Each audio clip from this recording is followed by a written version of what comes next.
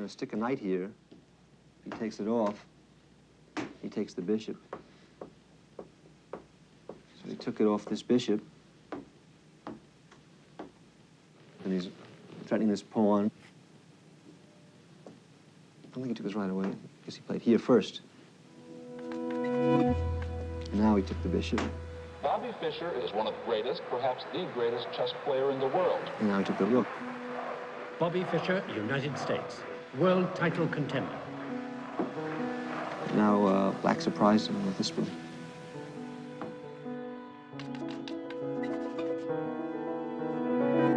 Bobby Fischer is an isolated man. Bobby Fischer's a strange man. People think that there's something wrong with the man.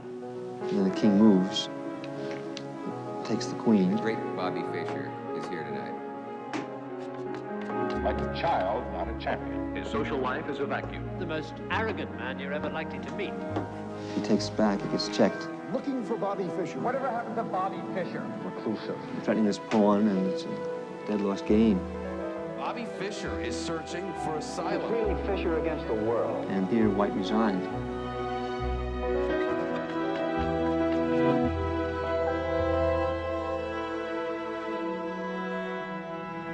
Bobby Fischer interview. Right. Try not to tense up. Read. Bobby, you've given virtually your entire life to the world of chess.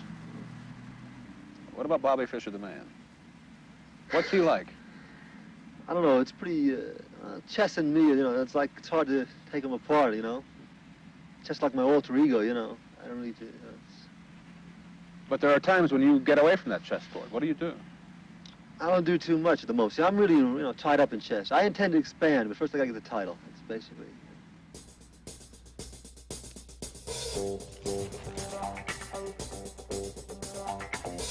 Bobby, what does it take to make a good chess player? Talent, skill, patience. You have to study a lot and work.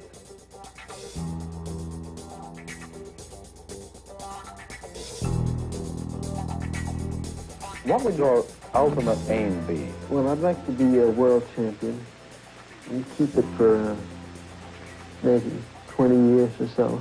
20 years.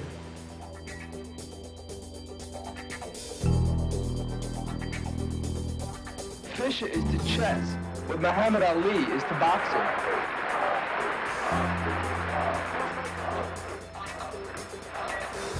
Will Fischer beat the Russian? Yes, Fischer will beat the Russian. Do you honestly think that you probably are the world's greatest chess player? Right. Yeah. In the 18-month period, in the run-up to his challenge to Boris Spassky, Fischer had beaten, and in some cases destroyed, some of the best Soviet players. Fischer was wiping away his opposition like flies. He went on a 20-game winning streak, which was unheard of in championship chess. Bobby Fischer was exciting not only the chess world, but the world. There's trouble in Northern Ireland. Henry Kissinger is shuttling to and from Vietnam. And against that competition, the chess dominates.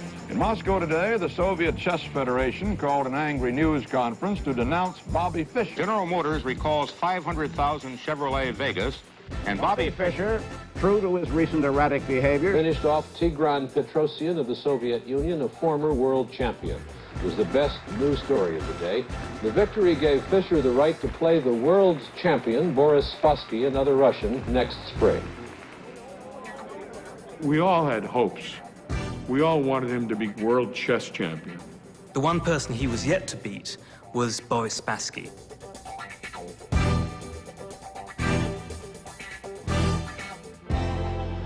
You've said it's your title the Russians are holding.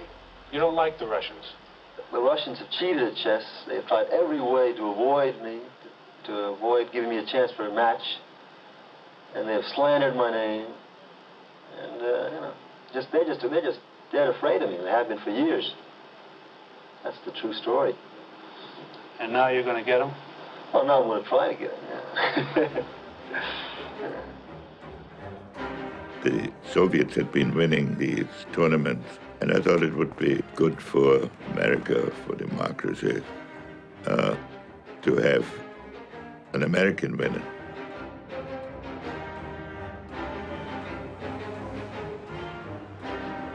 The stakes really couldn't be much higher politically, popularly in people's minds. You know, these were two enemies who were not fighting a real war, but were trying to outdo one another strategically all the time. We will not tolerate being pushed around. We have a design and the material assets to deal with the Soviet Union. Как никогда прочны международные позиции Советского Союза.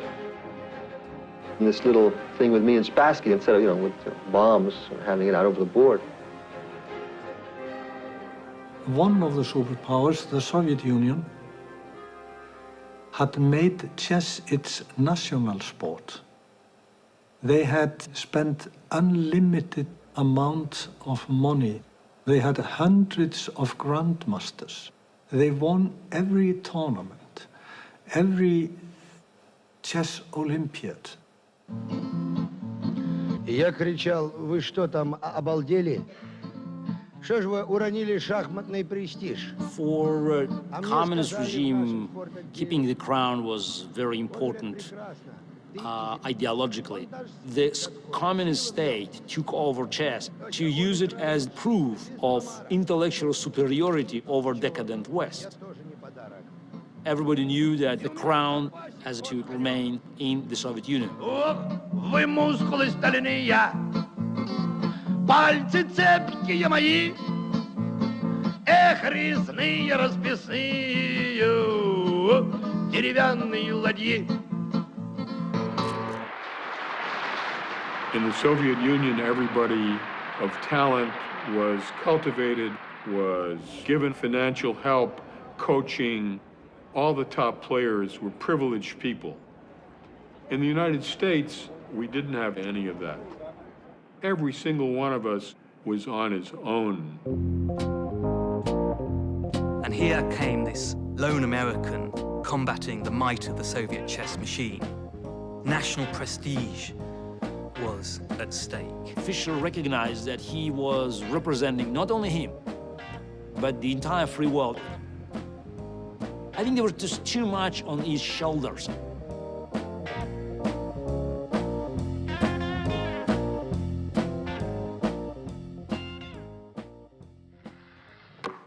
You tell us how old you are and where you're from. I'm 15, I'm from Brooklyn. He is 15 years old and he is from Brooklyn. All right? Will you show your headline to camera 3 and to Dick Clark, because we'll make him go to work on you. It says, teenager strategy defeats all comers. This strategy, did it involve finances? No. Did you have any help? No. Did it all by yourself? Did it make people happy? Made me happy. This young man's name is Bobby Fischer, and already he is the United States chess champion. He is 15 years old and he has defeated the Masters. He is the United States champion in chess. I met Bobby when I was 14 and he was 8 in one of the chess clubs in Manhattan. He was the youngest kid around. He was unassuming. He was well-mannered. He was a nice kid. His mother, Regina, she was a woman who had to work 2 jobs, single mom, supporting 2 children, Bobby and Joan. Regina was really the genius of the family. She spoke quite a number of languages, including Russian. She worked as a telegraph operator, a nurse, a welder. She actually got a PhD in hematology as well. She was an activist. She was a communist. And the FBI files on her are quite extensive. His mother was hounded by the FBI because they thought she was possibly a Soviet spy. This was a period when Jew and communists were equated. So his mother denied his Jewishness. His mother told him if he would be sitting on the stoop at 560 Lincoln Place, apartment 4Q, and Somebody would come up to him and ask him a question, and he would say, "I have nothing to say to you." That was the proper answer that his mother told him to say. You're from Brooklyn originally? Chicago. Well, born in Chicago. Moved to Brooklyn when I was about 6. I lived on the coast. Were you playing chess by then? No, I learned in New York, yeah. What age? 6. When did you start to get serious about chess? Well, when I was maybe 7. If you can think back to your childhood and all the things you did after school and on the weekends, and imagine just filling all that in with chess study, chess lessons, chess practice, chess competition.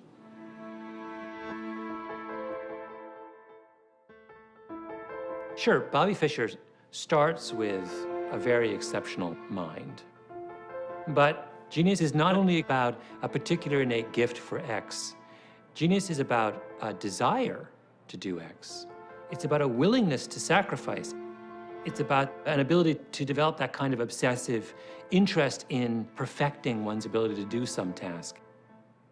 People who studied expertise have looked at classical music composers, at surgeons, at chess players, interested in figuring out what do high achievers have in common. They have always, almost without exception, put in 10,000 hours of deliberate practice first. From very young, he was really living for chess. Even when he was eating, he would always have a chess board with him and study new variations. That love component is such an enormous part of the achievement of any kind of genius, because if it's dutiful, there's no way you can be that obsessive about it. There was nothing else he would rather do.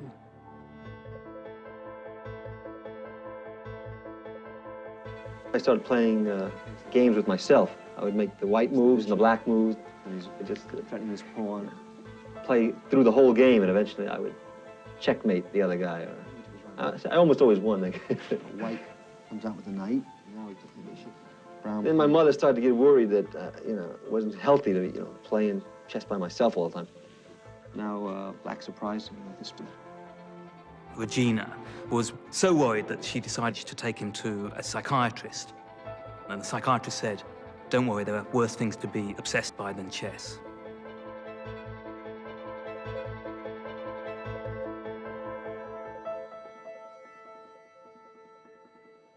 Everybody said to him, "What happened?" And he said, "One day I just got good."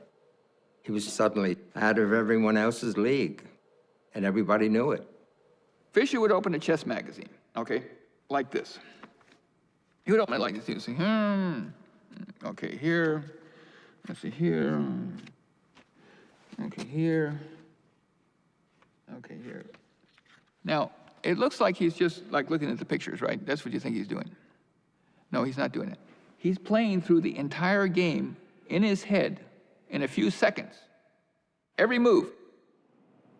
He went from being my peer in chess to being the United States chess champion. A quantum leap. That's when he first became famous. This is 1958.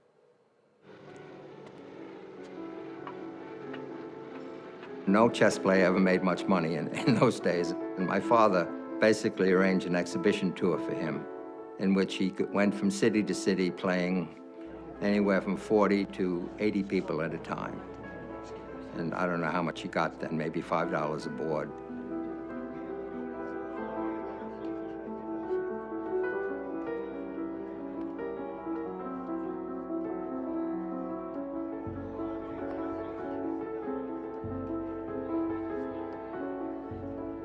Regina decided that this was a way to the big time.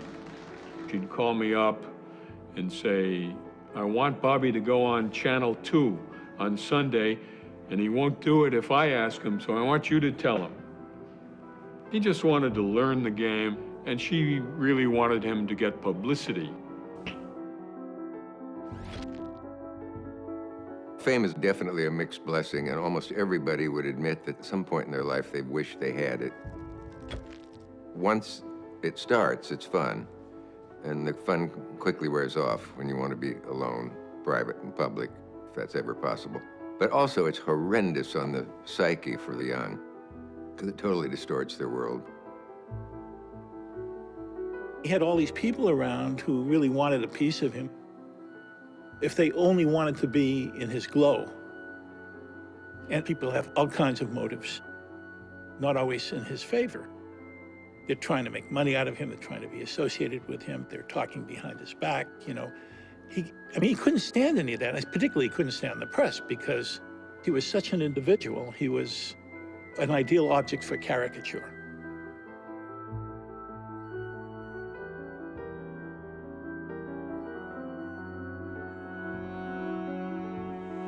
You watch television? No, not much. Very rarely. Why? I don't know. I read that you get little radiation from it. I don't know. I've talked with a few scientist friends of mine. They say you do. It's a fact. You do get a little, but they don't think it's dangerous. What kind of magazines do you like? Well, my favorite magazine is Confidential. I read that all the time. Why do you like that?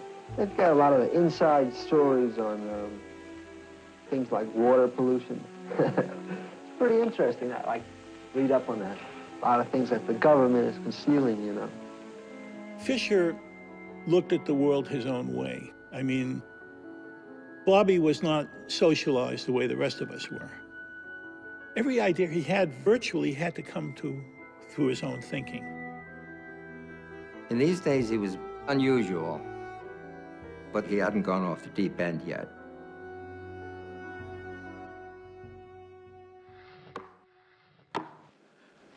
Boxing champions have been coming to the Catskill Mountains of New York for almost half a century to get in shape.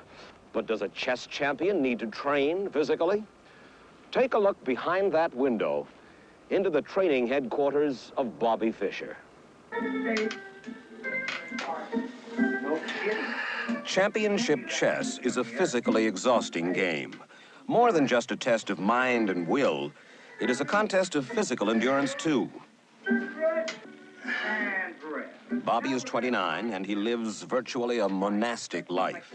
He lives alone, always in hotel rooms that seem barely larger than chessboards. A lot of the time, he won't even answer his telephone. The television set is his window on the world. Exercise is part of it. I'm a world-class Olympic-level coach. I'm also a world champion in the bench press, and I've trained a lot of celebrities, but no one can match the fabulous Bobby Fischer. He was interested in the human body, how it performed, and how it could be more productive. He said, I want you to work on my grip. See this dynamometer? I want to squeeze this thing all the way to the end. I said, the world's strongest man has not squeezed 100 kilograms. He said, I'll squeeze 105. I said, why? When I shake that little Russian's hand, I want him to feel it. I started him off with a little swimming, racquetball, which we were quite good at, a little weight training. And I said, repeat this after me. I'm a winner. I'm a champion. I'm not a loser. And he says, why'd you put the loser thing in there? You know I'm a champion. Bobby is probably the most interesting person I've ever photographed. There he is, there's Bobby. And he said he to hold my breath like this, and it's, you know, it was good for his training. He was in training for Spassky. He asked me, what other jobs do? I told him I've just finished one on the New York Jets. Jets? They thought that was marvelous. They thought he wanted to hear all about it, how they train. And he said, you know, I've got to train like that as well.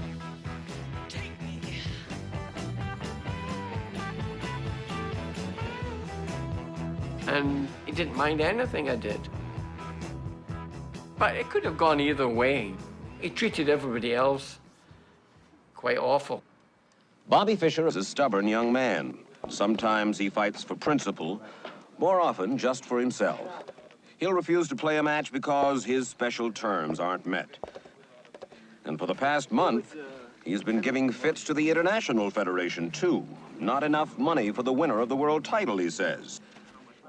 There was bidding on the match, and Iceland got it, I guess because they put up the highest bid.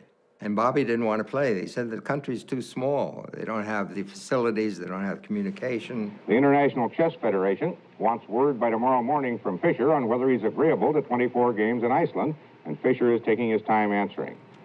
You, as president of the Icelandic Chess Federation, are there times where you have been tempted to say, let's forget all about it? As you know, we are organizing a chess match, and our only wish is to enrich the chess world. They had all these lawyers, and they were raising demands all the time. But at the same time, it was never clear whether Fischer would come to Iceland. Some like the principal one was the prize money. And I said, we have already settled the money question, and we will not be ready to discuss that. There was a real possibility that the match wouldn't take place. One has to remember with Fischer that he dropped out of tournaments before. This was no bluff necessarily. He's going, he's not going. And then he told me he was going. He more quietly put his hands on my shoulders and says, I'm going to Iceland, Harry. You know, it was... So, and the next thing I was reading the paper would be, he's not going. Just the insanity of the situation. I mean, get that contract done. But Bobby wouldn't sign it. And then Bobby disappeared.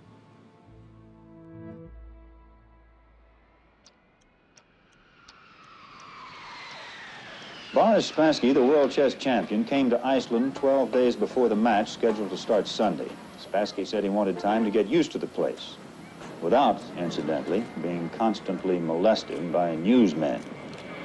Bobby Fischer was also sensitive about being photographed, sensitive to the point that he kept not showing up.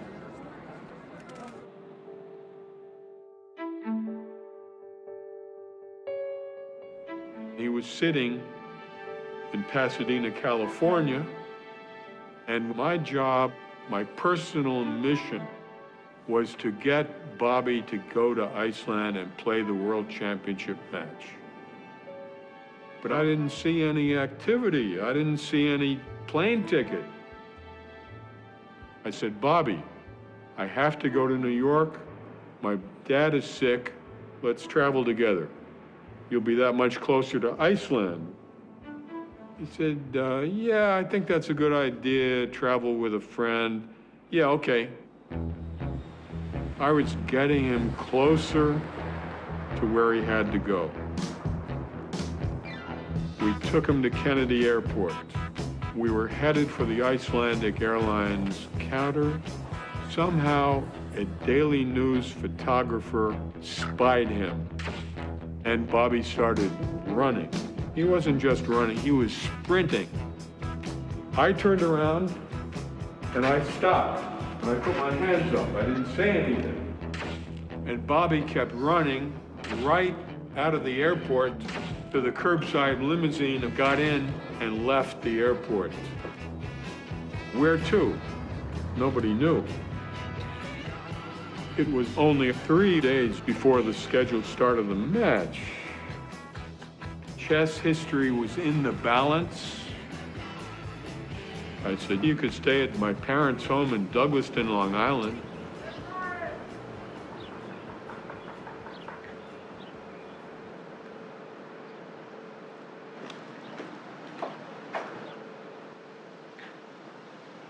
Don't think the bell works. It works. Can I ask what you're here for? Hi, where are you? What are you here for? Why are you in our driveway? Is there some reason why you want to be in our driveway? Oh, I guess you know what You know, you people spoiled everything Thursday night. You did. No, I suggest you don't repeat it, because it's going to be a very great tragedy if you do.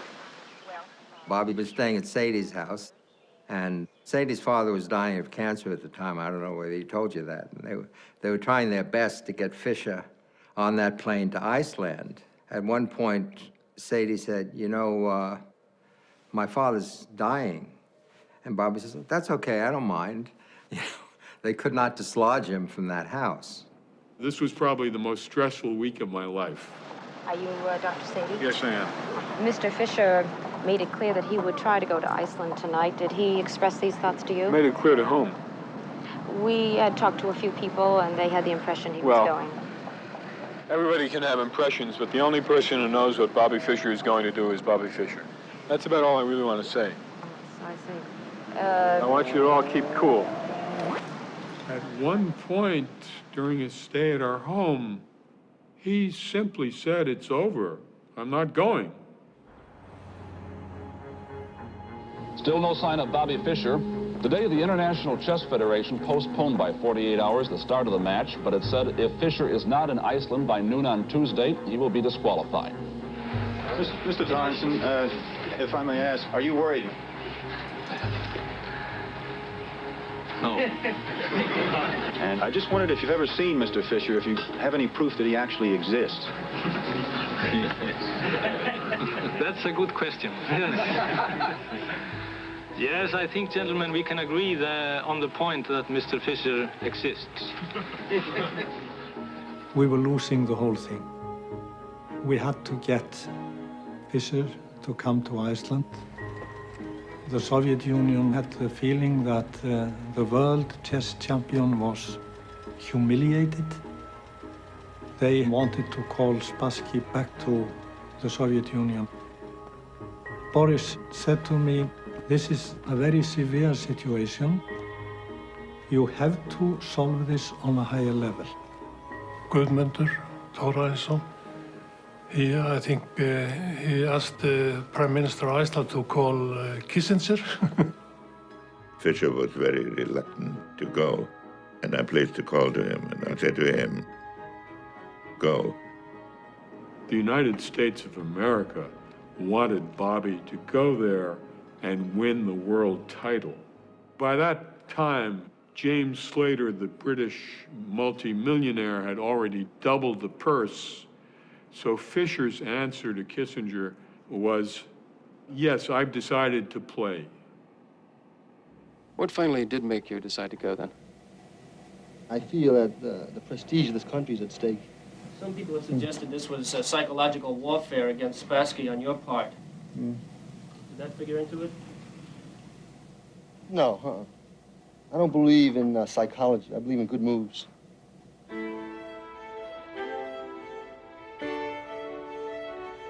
Bobby Fischer left New York for Iceland. And what a scene that was on the morning of July the 4th. Nothing like this has ever happened in Iceland before. You try to describe the impact on the citizens here of Reykjavik. It's probably about the same as if the promoters of the next Joe Frazier Muhammad Ali prize fight decided to stage their international extravaganza in Butte, Montana. One observer said the chess match was turning into the biggest thing to hit Iceland since Eric the Red. Though some people were still mad at Fischer, others approved of his holdout for more money. Well, he was fighting for all the chess players of the whole world, I think. He's tedious, he's arrogant, he's inconsiderate. Basically, people think that there's something wrong with the man. We wanted to receive him as a king. But Bobby saw all the crowd coming against him. So he just rushed down the ramp for the first car in the convoy.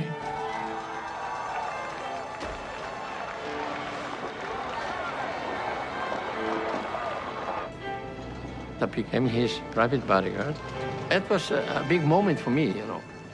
I was more of his friend than a bodyguard. He was quite a character, you know. He could be gentle, but he could be like a volcano sometimes. And it was better to know when to speak and when to keep quiet, actually. Finally, Bobby showed up in Iceland. Now, is he going to really play for the World Championship? It's been a long road for Fischer to this game, and it'll be a long match at the end of that road. Both he and Spassky have to play 24 games. The match could last up to 2 months. Each game runs to 5 hours.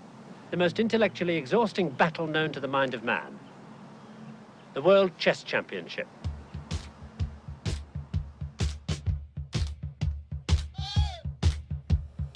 We had the Icelandic government, the Icelandic president, the ambassador of the Soviet Union, the ambassador of the United States, and many foreign guests. The theater was full. Regularly scheduled programs will not be seen at this time, so we may bring you the following sports special. ABC Sports presents the World Chess Championship match between Boris Spassky, the defending champion from the Soviet Union, and 29-year-old Bobby Fischer, the challenger from the United States. It was the Super Bowl. The audiences were gigantic. People stayed home from work. People were lining up in front of TV sets in department stores. There were chess groupies. On Times Square, they were showing the game live. It was that important. Let's find out from you, Larry, if there are any late-breaking developments. They might fuss around with the chess pieces and the size of the board and the lighting, but I'm fairly confident the match will start on time.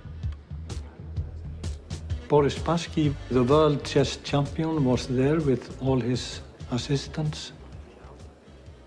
But Fischer was not here.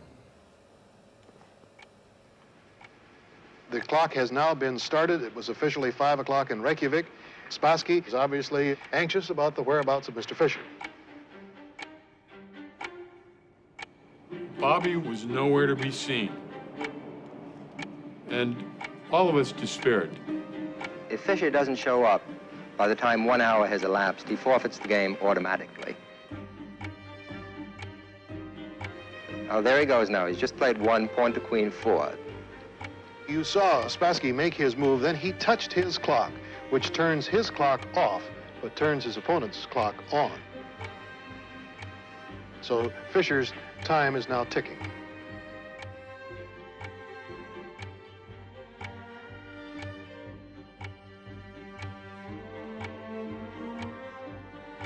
There was no certainty that even though this was the biggest match of his life, he would actually show up. See, many people think that his antics were designed to upset Spassky, to discombobulate Spassky, which they did, but I don't think that was their intent. I don't think any of this was directed against Spassky. It was his own inner demons that he was fighting.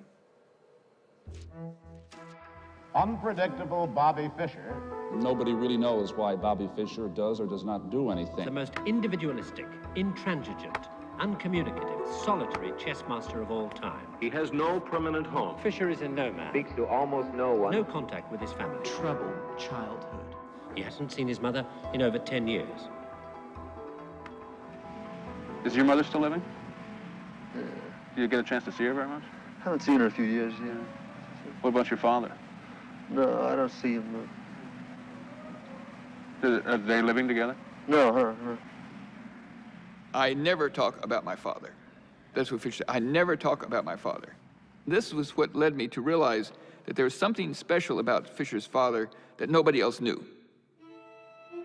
Regina Fischer has a 900-page FBI file, and one of the things it reveals is that Bobby Fischer's father was not Gerhard Fischer, as had been supposed and as the family had allowed to be known.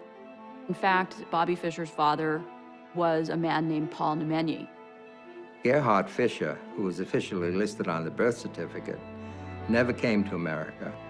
Regina and Paul Nemenyi met at a university near Denver, and they had an affair. Regina moved on and took the baby Bobby with her.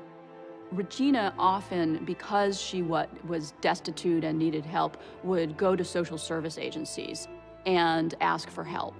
Paul Nemenyi would show up and consult with the social workers because he was very concerned about Bobby. He said that Bobby, even at a very young age, was a very upset child. He was afraid that he wasn't being raised right. Later, when Bobby moved to New York City, Paul would come and take him out to restaurants and would admonish him for having bad table manners. and would basically act towards him in the way that a father would. One day, Bobby asked his mother, "Where's Paul? Why isn't he coming around anymore?" When Nemanja died, that's when his mother told him he was his real father. He learned about it only about the time he was 9 years old. Chess to him was the ultimate escape, his single obsession.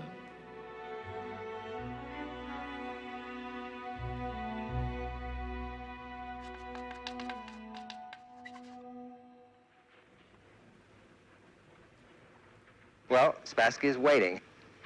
Right, and waiting and wondering whether Bobby will show or not show.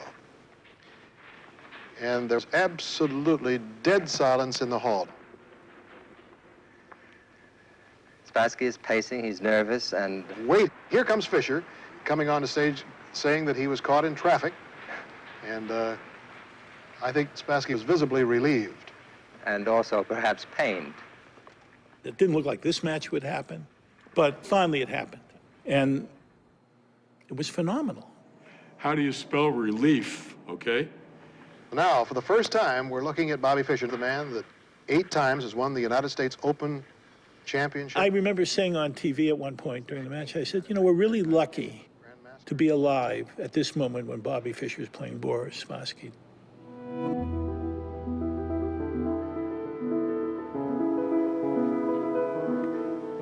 There's his first move, one knight to king, bishop 3.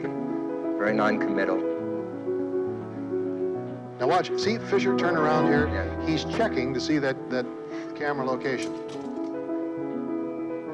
And now he goes over to protest those cameras being there. There's Lothar Schmidt in the background. Bobby said, "I feel disturbed. I cannot have that, please."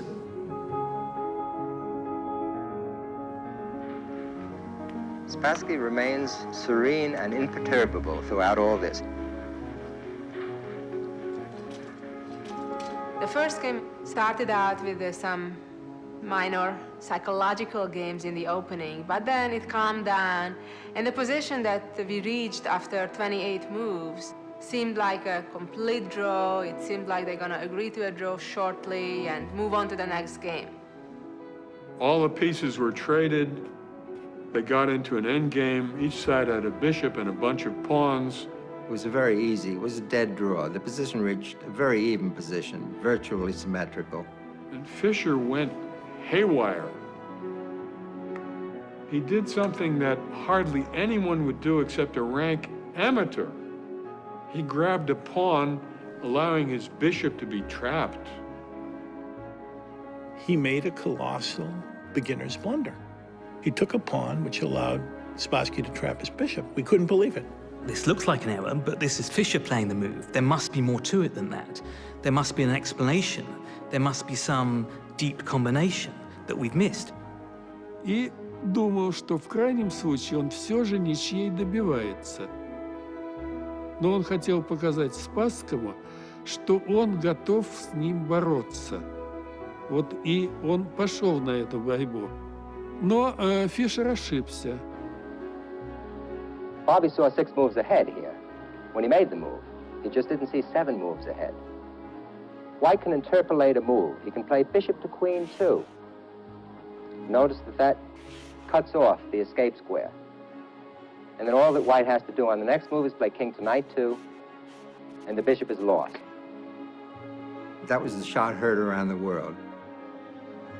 It was inexplicable. I still don't know how that happened. Spassky won the first game.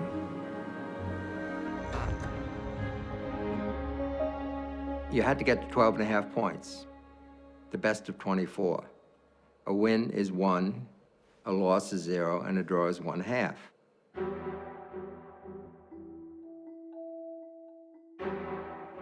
He had an agreement that the cameras be quiet, and Bobby said they aren't quiet, and they disturb me. He claimed that the noise from the machines was so high that he couldn't, you see, he couldn't think or concentrate.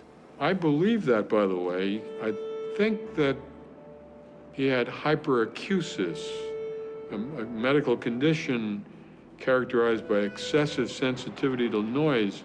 Fischer said he would boycott the match until hidden movie cameras are removed from the playing hall. The promoters said the entire financial structure of the match depends on recording and exhibiting the play.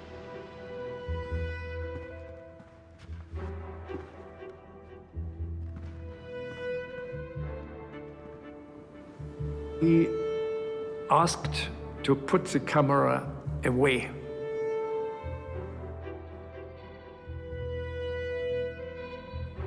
He wanted me to clear the cameras out of the hall. And I said no.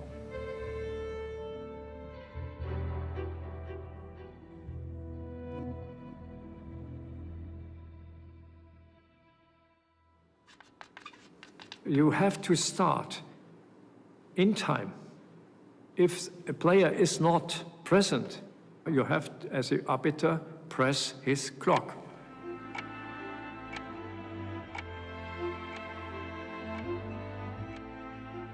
Fischer had been known to quit matches over trivia. So we were afraid that he would just, you know, run back home and would be the end of it. Bobby did not show up. I had, as the arbiter, to forfeit him. And for a moment, I thought, did I make the right decision? Was it fair? Was it correct? But it was necessary. There was no other way. This night, I remember that I have been woken up by tears in my eyes, that I, as an arbiter, had to destroy a genius.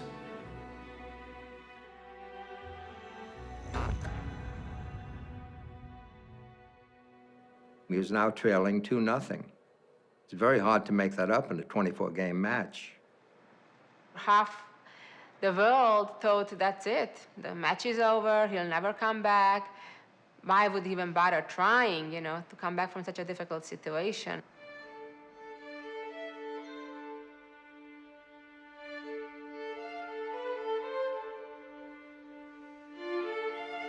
During the match, he would knock on my door about 1 or 2 in the morning. We'd just walk and walk.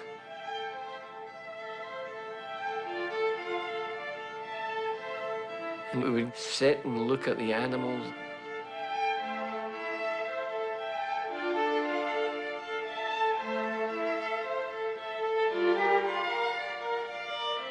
He loved animals. And he would talk, but he didn't like to talk about his childhood. It was a bad subject. He did tell me that, like, from the age of 2 or 3, he was left alone all day with his sister. The loneliness. Regina, for all of her gifts, was not a traditional mother. She was a person who moved her kids around from place to place, you know, even every few months when they were really little.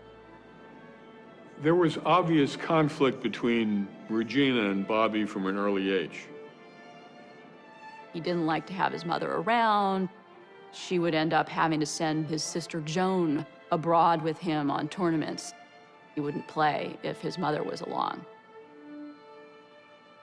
Regina moved out of the apartment that he shared with her in Brooklyn when he was only 16 years old. He told his mom to leave, I don't know how politely, and she left. In a way, he rejected her because she was so like him, so pushy, so self-centered, so goal-directed. Maybe he was splitting off part of himself. In 1960, Regina went to Europe to get her MD degree, and Bobby would have still been living on Lincoln Place in Brooklyn then. I went to his apartment a couple of times, and it was roach-ridden. It was a walk-up tenement. He had chess books all over the place, and he was just in a complete state of disarray. The fact is, his mother left him. Think about yourself. If suddenly your father wasn't there and your mother disappeared, said goodbye, how'd you feel? What would have happened to you? Bobby is all chess. I don't play chess, and I don't pretend to speak for Bobby.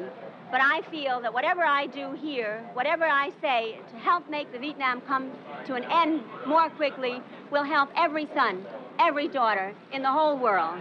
1, 2, 3, 4, sign the treaty, end the war. 1, 2, 3, 4, sign the treaty, end the war. 1, 2, 3, 4, sign the treaty, end the war. You're not going to believe this, Bill, but I'm inside of a wind tunnel about 12 feet away from where the players are playing. The problem, of course, is that Fischer has stated that he wants no noise, no disturbance whatsoever. Fischer said, well, I'll continue, but the third game has got to be away from the auditorium inside a sealed room. There's a little ping pong room in the back of the stage. And Spassky agreed. You can't change the location without both sides' permission once a match has started. He could have claimed the match on a forfeit. He didn't have to play in that packed room. If he hadn't, Fischer would have not played, and the match would not have continued.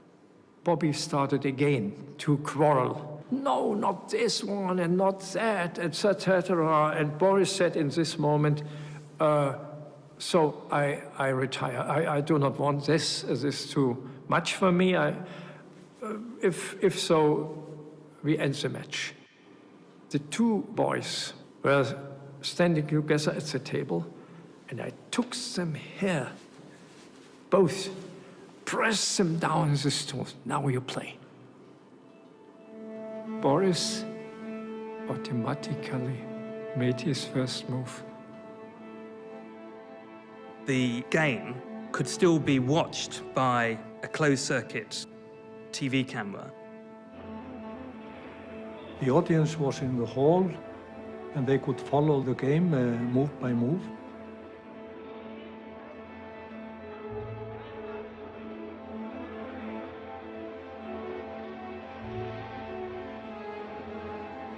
In Game 3, Bobby played an opening, a defense he had never played before, the Benoni, which means son of sorrow.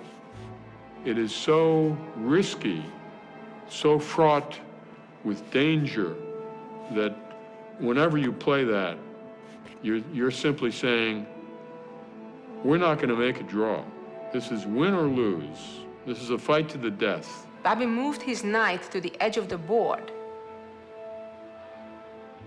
There's a saying in chess, Ein Springer am Rand bringt Kummer und Schand. A knight on the side I will not abide.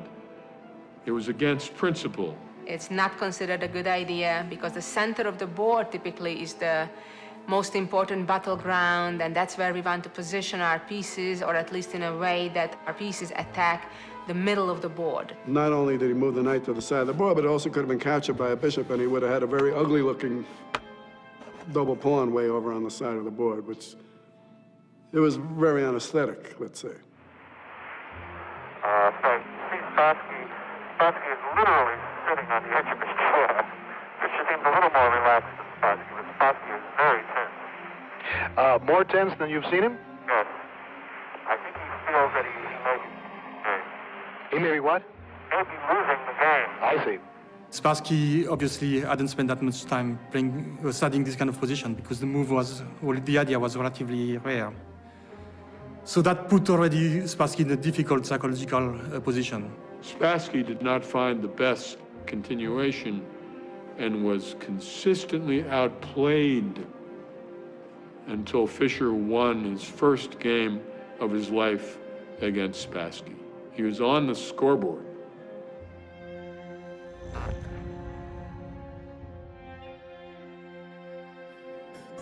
What do you think of Bobby Fischer? I like him. I like his style. Are you following the game? Yes, I am. American chess players are behind Bobby 100%, and they're all anxious to see him get in there and win the championship. Do you think that Fischer will win for the first time over the Russian champion? I think Fischer will win because he's playing for $200,000. But if Spassky wins, most of the money will go to the Russian government. People sat in bars betting on what the next move is going to be, the way they bet on whether there's going to be a hit in a baseball game. That's when chess really exploded. Move me on to any black square. Use me anytime. Tell me what turns you on about chess. What? Do you hope to be as good as Bobby Fischer one day? Well, I'd hope to, but I doubt if I would be. Why? Well, I just think Fischer's just about the best player in the world. Not very many people can get to be as good as he is. We're watching the looming presence of Boris Spassky and Bobby Fischer, as sketched by Leroy Neiman, noted artist and a familiar face to Wide World. Leroy is here with me at the Wide World studio in New York, and he's going to be sharing some of his artistic impressions with us in just a minute. Larry, I thought going up there to that chess match would be like watching the grass grow, but it was far more exciting than I ever expected it to be. Well, I thought it was pretty exciting, too. Right. It was just like the Ali Fraser fight all over again. This is Bobby Fischer leaving the hotel for the fight like a matador leaving the Palace Hotel in Madrid. On stage, the tension is developing. It's a real prize fight. That's when he's a fighter. And this right hand is like it struck and drew blood on Spassky.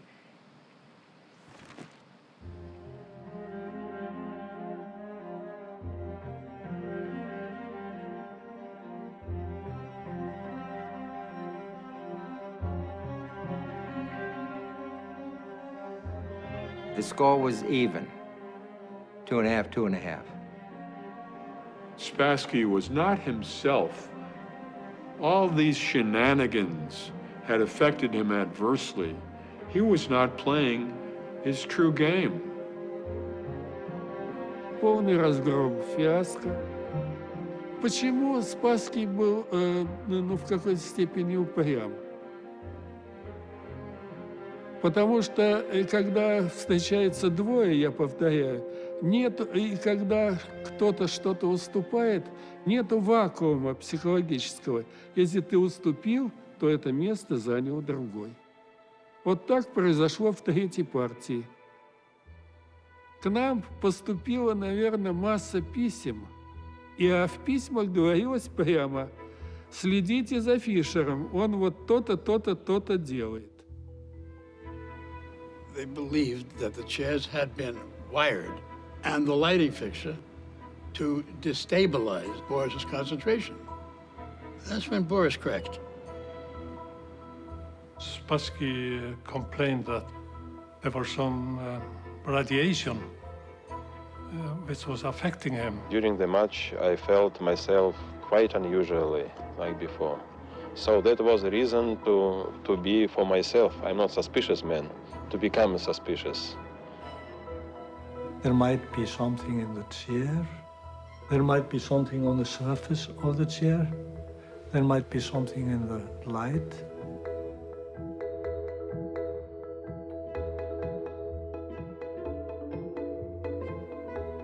They inspected the chairs and the lights to see whether the Americans were up to some kind of hanky-panky. They found 2 dead flies, and that was it.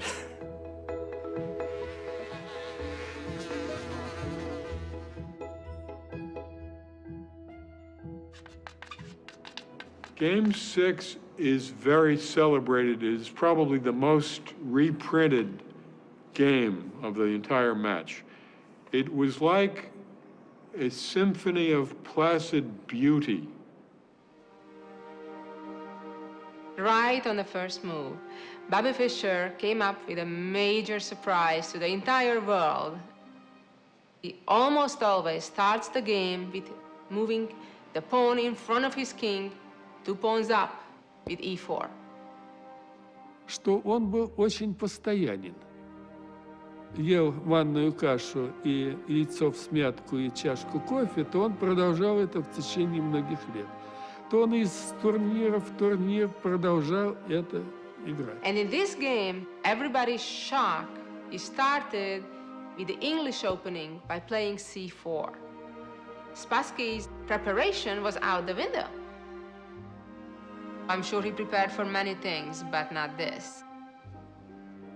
Fischer did not play his usual game.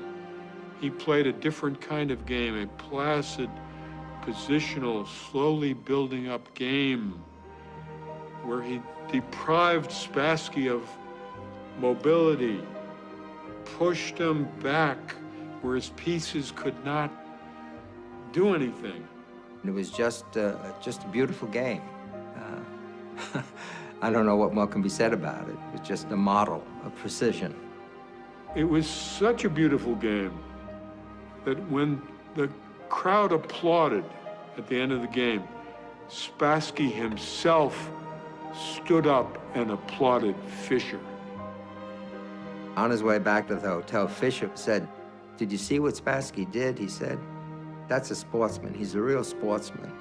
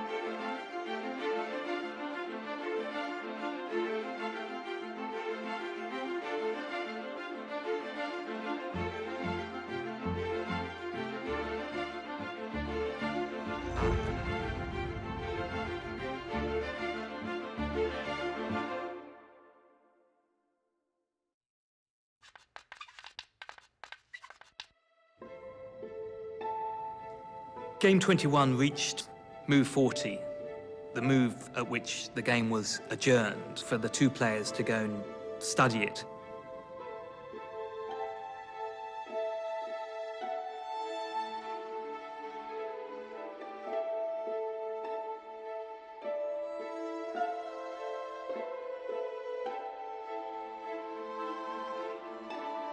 This is NBC Nightly News, Friday, September 1st. Good evening. We'll have more on the developments in the Watergate bugging case. We'll hear George McGovern talking about tightening up his campaign organization, and we'll have a look at the new unemployment figures. And first, Bobby Fischer. Today was the day when Fischer and the Russian champion, Boris Spassky, were to have finished the 21st game of the World Championship, a game they started yesterday. But Spassky, after what must have been an agonizing night spent analyzing his position, didn't even show up to play.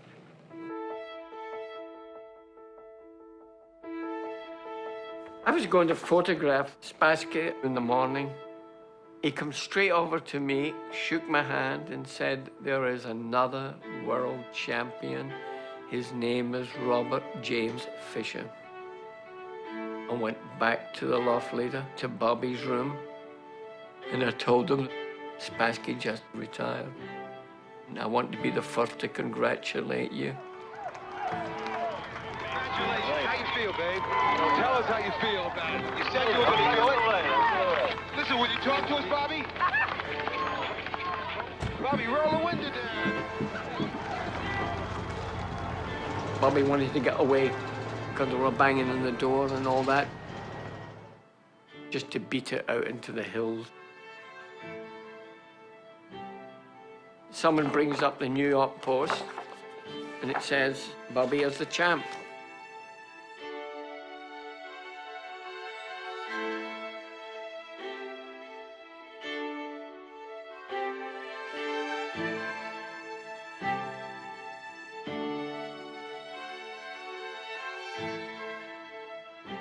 His mother had said to him when she saw she couldn't separate him from chess, she said, "Okay, go play chess.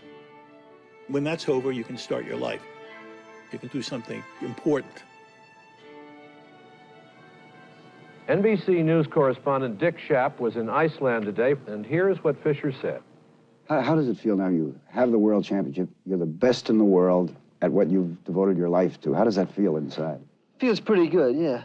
I mean, my goal now is to play a lot more chess. I feel I haven't played enough chess.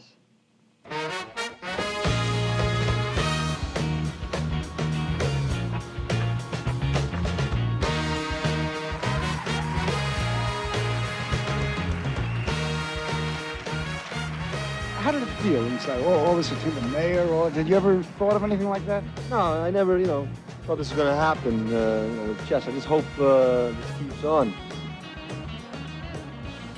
I just had a premonition that something awful was going to happen to him. I didn't know what it would be, but I didn't feel good about it. One of Fischer's problems was that after the match, he was supposedly better known by the population of the world than anyone except for Jesus Christ.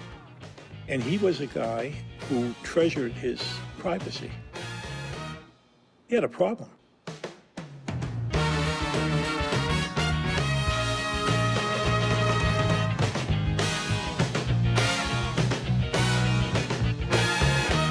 The entire world knows the name Bobby Fischer by now. Was it a letdown after it was all over, Bobby? I mean, it was, well, there must have been a tremendous... It was. I woke up the day after the thing was over, and I just felt different, like something had been taken out of me.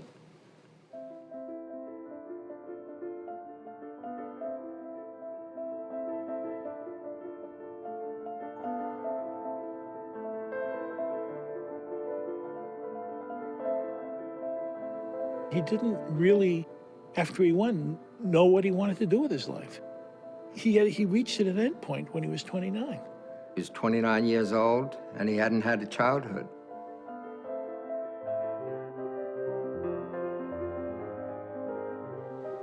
Well, is it not true that the chess masters are always young men, and that they don't last? That's been true, generally speaking, but there are exceptions. Steinitz, who was 63 when he was world champion. But you're in a fortunate position, because most of us in life, no matter how successful we think we are, we still have to do what other people want us to do, just to hold jobs. But you don't have to hold a job, or you're on your own. It's a unique position. That's right. You can't say, well, if Fischer won't come, we'll get some other chess genius who's the best in the world. Bobby Fischer, the world champion chess player, has until midnight tonight to decide whether to abide by the international rules of chess or give up his title. If Fischer defaults, the title would go to the challenger, Soviet Grandmaster Anatoly Karpov. He wanted probably to play the kid from Russia, Karpov, and beat him. I mean, it would be an easy task. On the other hand, part of him knew he could lose, and that's death to Bobby. He didn't want to risk that. So what came out was a series of new demands on the rules. First of all, I like to play matches without draws, and they're going to have to increase the prizes if they want me to play. Once I get the title, they want me to play a match for the title. I'm not going to just play for what their minimum prizes are. Accepting all Fischer demands was unacceptable politically for the Soviet Chess Federation. Barring a very unlikely last-minute change of heart by Fischer, Anatoly Karpov becomes the new champion by default. The World Chess Party gave him about 95% of what he wanted. But that was it. He didn't defend his title. непобедимости, и он не смог преодолеть самого себя. I think he was unable to cope with his own invincibility. Снова сесть за шахматную доску, не He got more or less scared to sit down again in front of the board and risk losing. взятую партию. В общем, не But only he who never plays never loses. We all felt disappointed that he'd let chess down, he'd let the American masters down. Yeah, we all felt kind of a betrayal. Others could suffer from a period of creative depression after such debacle. I went out to California on a job, phoned Bobby, picked him up in Pasadena, where he was doing some cult place he was staying. I've had so many bad experiences And he would talk about nuclear disarmament, our capabilities, his ICBMs and that, you know. And that would go on for about an hour and a half.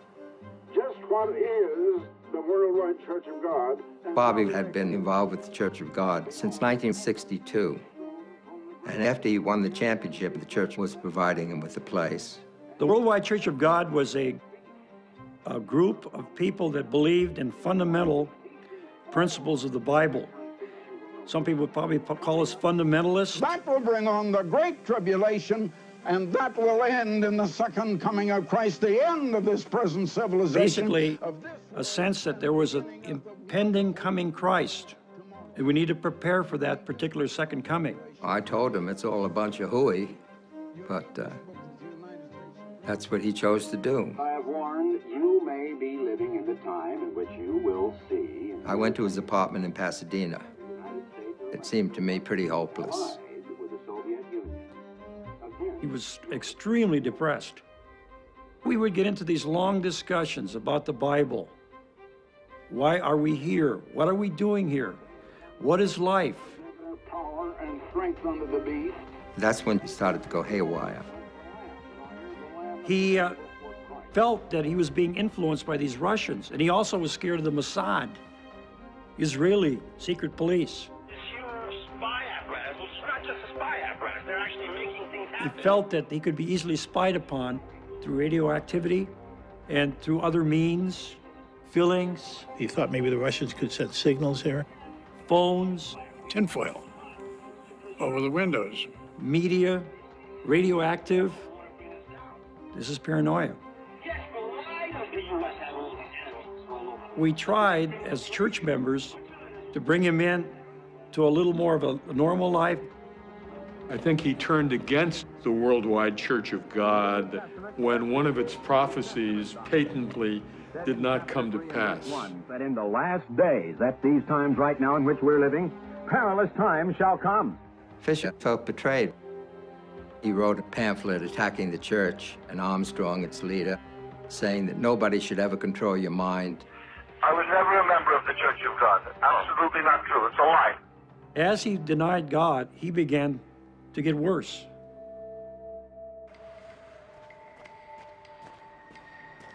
He started to go astray. He started reading the protocols of the Elders of Zion, which he mentioned to me, and I said, that book is a forgery, and it's a hoax, and it's a bit of anti-Semitic propaganda that even Hitler used. Protocol number 1. What has restrained the wild beast we call men? He got into all these doctrines. What has influenced them heretofore? The Illuminati, all these different people that were going to take over the world. Protocol number 9. Merciless revenge and bitter hatred. From us emanates an all-embracing terror. We began to see less of Bobby because we didn't want to expose our children to the famous uncle who's become fulminating anti-Semite. Hitler said in Mein Kampf that the Jews are not the victims, but they're the victimizers. We could be having dinner and he would suddenly start thinking about the Jews did this and the Jews did that, and in our house it was just unacceptable. They're actually making things happen and causing revolutions and killing people all over the world. We start mixing fish with humans and anything's possible. His mother was Jewish. His real father was Jewish. It's complete madness. The question is, how could a Jewish kid become an anti-Semite? Paranoid psychosis. He had false fixed ideas of a very widening conspiracy against him.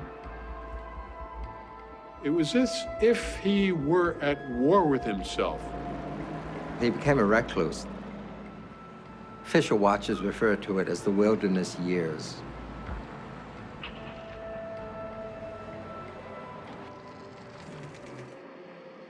Where's Bobby these days? Oh, Bobby's at home. We're in New York. Well, I don't think that I want to get onto the subject of Bobby. You know how Bobby feels about it. Last conversation we had enraged him. If you don't play chess, there will soon come a time when no one will ask you to play chess. He thought that was unacceptable. And that was the end of our relationship.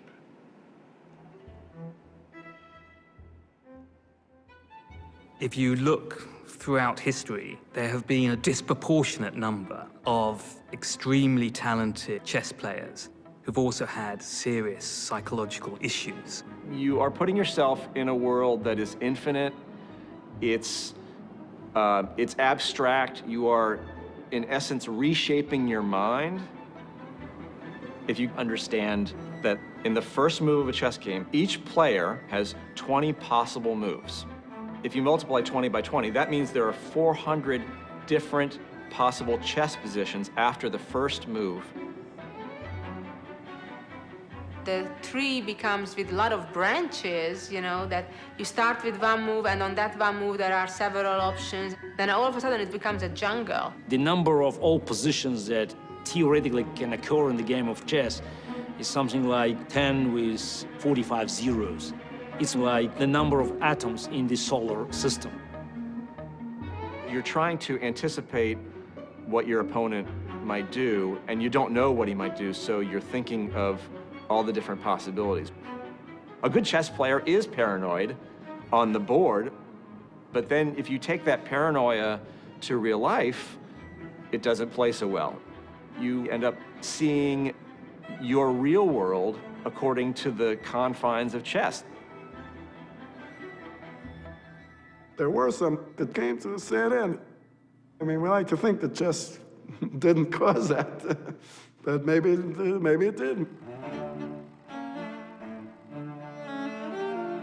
An individual with an unbalanced tendency, by becoming a chess monomaniac, will throw himself over the brink.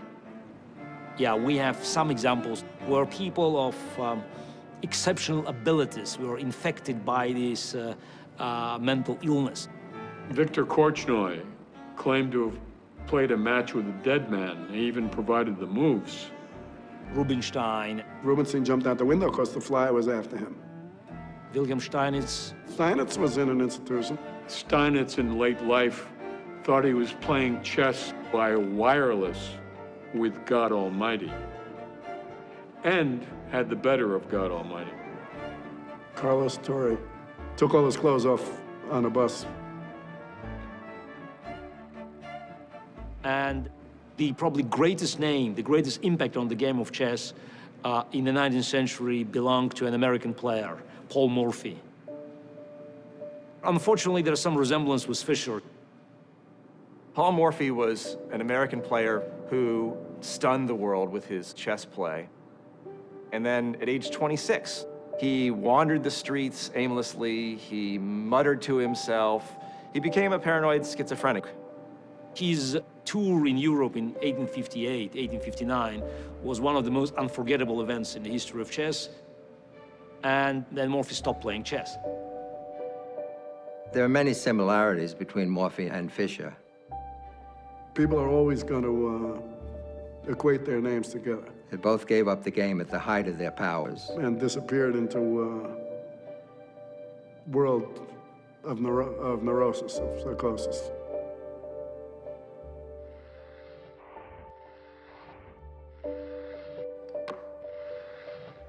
Where did Bobby Fischer go? What happened to Bobby Fischer? We spent countless hours prowling the streets where he's been known to roam, looking for him at chess clubs where he's been known to play. Ultimately, the Now investigation was successful. We found Bobby Fischer. The quest paid off. You got him. In 1990, he shows up in Pasadena, a little on the heavy side. He's handing me this letter. Mr. Fischer, you are the Mozart of the chess world. I want you to get back into chess. Her name was Zita. I wonder what she looks like, Harry. All of a sudden, he's romantically entwined. She got him off all of his rationalizations why he couldn't play chess anymore. And she set up the tournament. After many false alarms, it was a 19-year-old Hungarian chess player, Zita Reiksani, who brought Fischer back to chess. Do you think he's still as handsome now? What do you think? As a result of their meeting, Zita rushed off to arrange Bobby's comeback. The chess world was shaken today with news that an old legend lives, apparently ready to risk himself in public again. Headlines around the world announced he'd signed a contract to play a rematch with his old Russian rival from Iceland, Boris Spassky. I was in the chess world. Everybody's waiting for him to play for 20 years. I mean, month after month, year after year, there are these stories. He's negotiating this. You know, someone's trying to raise this for him. He wouldn't play. Finally, he plays. He was playing in Yugoslavia against Spassky. It was trumpeted as a return World Championship match. This is a typical question from Mr. Roger Cohen of the New York Times. If you beat Spassky, will you go on to challenge Kasparov for the World Championship? Can he read what it says behind here?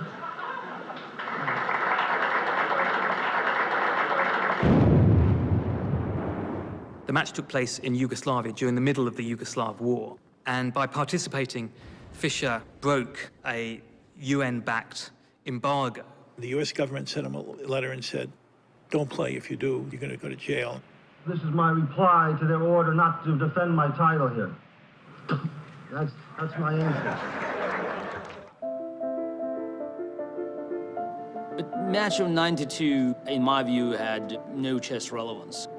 They played a very decent chess, but it was chess of 1972. It's like watching two old boxers come back into the ring for one last payday.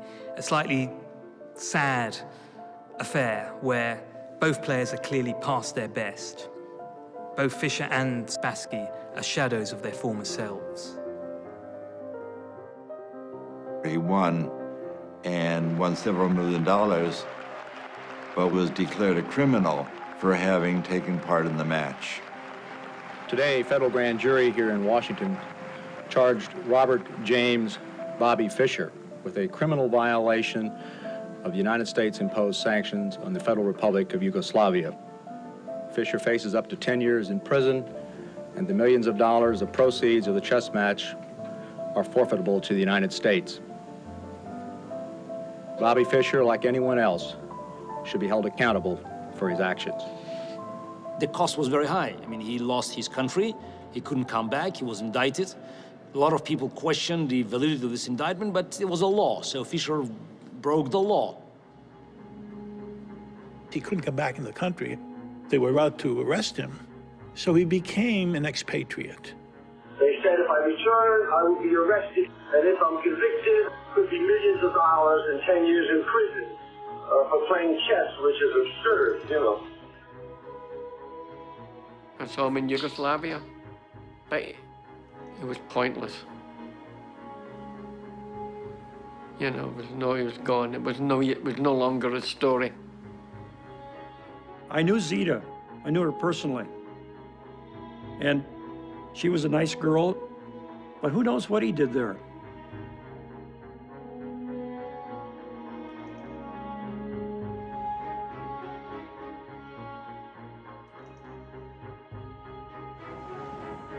Joan had gone to Hungary in 1995 to visit Bobby when he was staying in Budapest. That's the last of our family who'd seen him. Regina died in '96, and my wife Joan died in 1998 from a cerebral hemorrhage, no forewarning at all. Died within a half a day. It was a tragedy. His mother dies, his sister dies. Bobby was stripped of any family support that he could hope for. And when he was a man without a country, he got worse and worse. 我们来看这条震惊世界的消息。北京时间今天晚上8点30分左右。 This is all wonderful news. It's time for the fucking U.S. to get their heads kicked in. It's time to finish off the U.S. once and for all. This just shows you that what goes around comes around, even for the United States. He felt that he was above politics and could say whatever he wanted to say, And George Bush says, no, you're not. I can grab you wherever you are. United States citizen Robert Bobby Fischer has been detained by Japanese authorities on alleged immigration law violations. I got a collect phone call from Japan.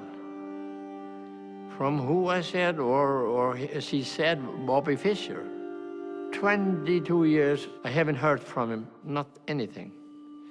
But he must have kept me in the drawer or something, so I was not completely forgotten when he needed me. And I went to Japan to get this man out of jail.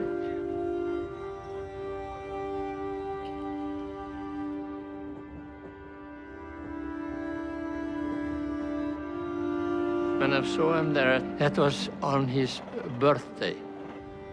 He asked me if I could help him out, you know. I said, I will see what I can do.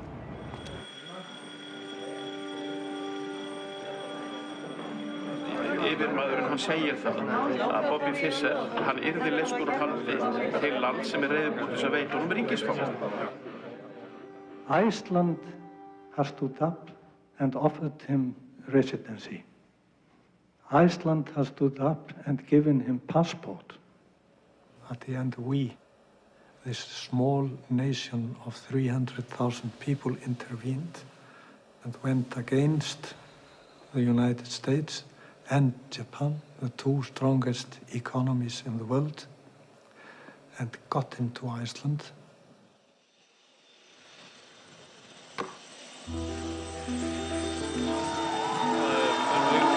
Einblína á þennan ljósbíl sem stækkar sífellt.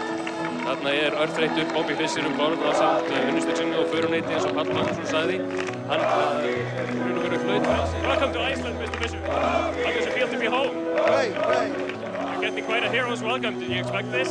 No, I didn't. We've got a car waiting for you. This is your first time in Iceland in quite a few years.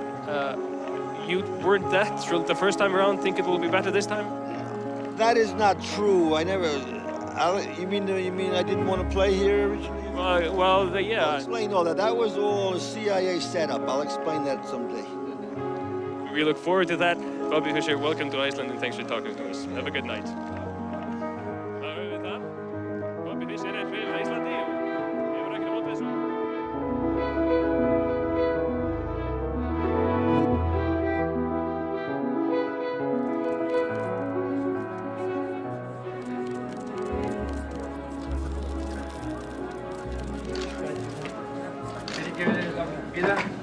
Sorry for keeping you waiting.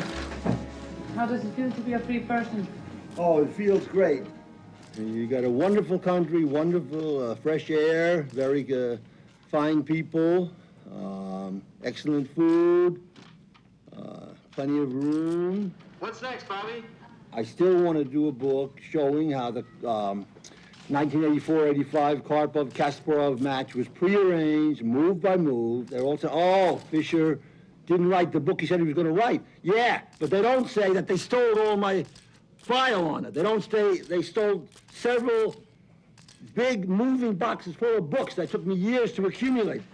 What is your name? Jeremy. Jeremy what? Schaap. Your father was Dick Schaap, you were telling me last night? Yes, exactly. Yeah, I knew him, yeah. He rapped me very hard. He said that I don't have a sane bone in my body. I didn't forget that. His father, many, many years ago, befriended me. Took me out to see, I don't remember what. Knicks games. Knicks games, and you were 12. Acted kind of like a father figure. And then later, like a typical Jewish snake, he had the most vicious things to say about me. I have to object, Bob. Okay. Did you read the article where he said I don't have a sane bone in my body? Honestly, I'm not sure if I read it, but I know that he said it. Yeah. And honestly, I don't know that you've done much here today, really, to disprove anything he said.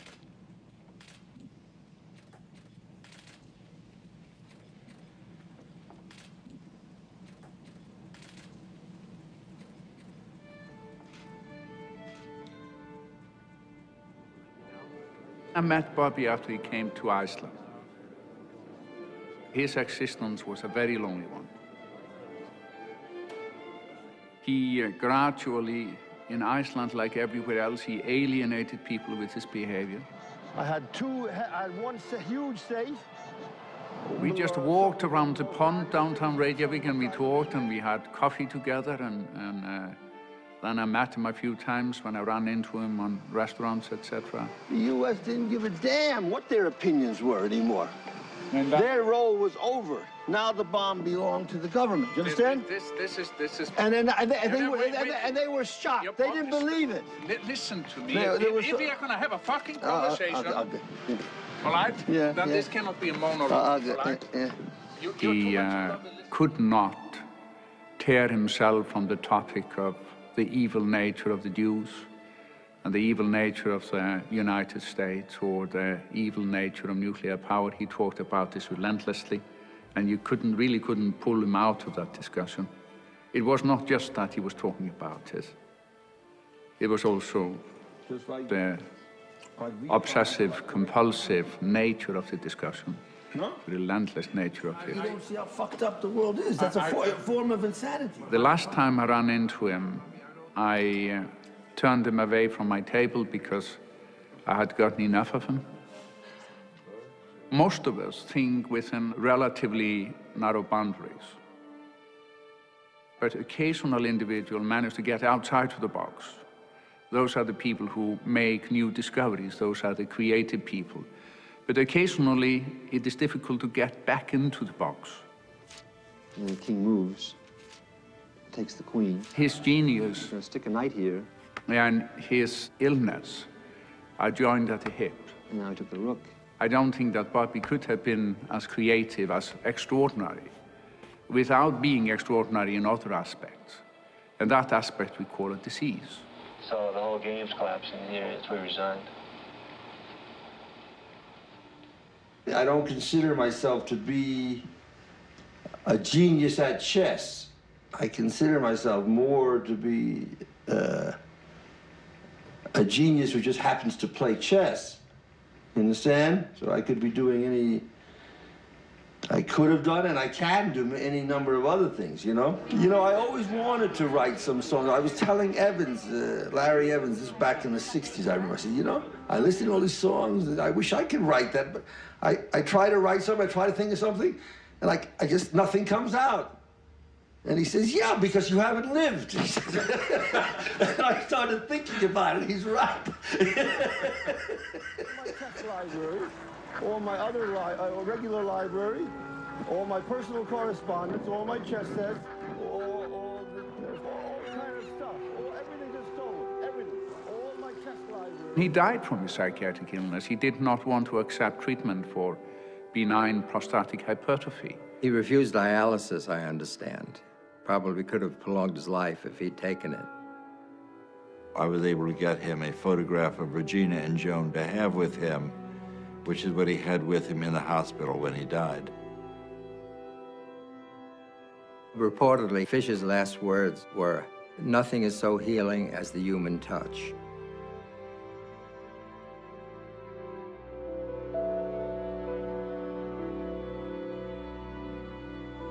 The former world champion of chess, Bobby Fischer, has died. His career reached its height during matches with his nemesis, Boris Spassky, back in 1972. American chess superstar Bobby Fischer has just died. Former world chess champion Bobby Fischer has died. Considered by many as the greatest chess player of all time. Bobby Fischer dead at the age of 64.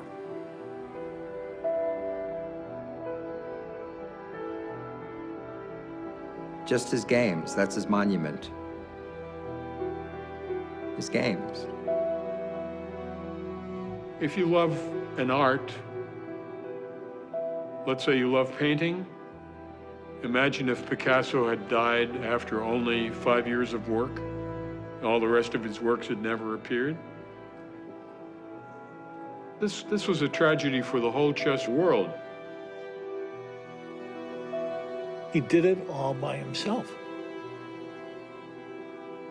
He penetrated the secrets of chess in this shabby Brooklyn apartment. He was the best player who ever lived. Bobby Fischer, sound roll 3. Right. Reed. Bobby, you've been playing this game since you were 6 years old and playing it very seriously shortly after the age of 6. Did all this concentration to the exclusion of other activities, did this bother you? Do you think this deprived you of anything growing up? Maybe, yeah, to some extent, yeah. Like what? Well, it would have been better, you know, a little more balanced, yeah. And maybe, you know, a little more rounded, you know, but what can you do?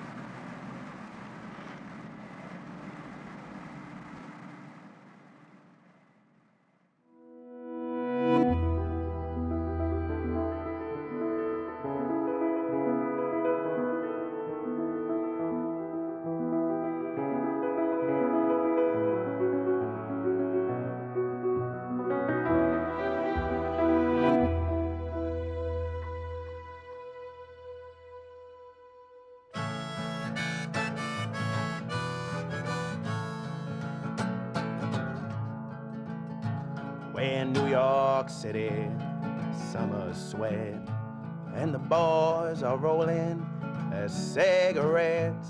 The girls are singing into their phones, but Bobby Fischer is all alone. The parks are buzzing with the birds and the bees. Friends are hugging in 2s and 3s. Lovers are kissing and exchanging their rings, but Bobby Fischer's playing 18 Kings. They're screaming and crying at the YMCA. Bobby, Bobby, why'd you go away? His mother is whispering quiet and low. Bobby, Bobby, where did you go?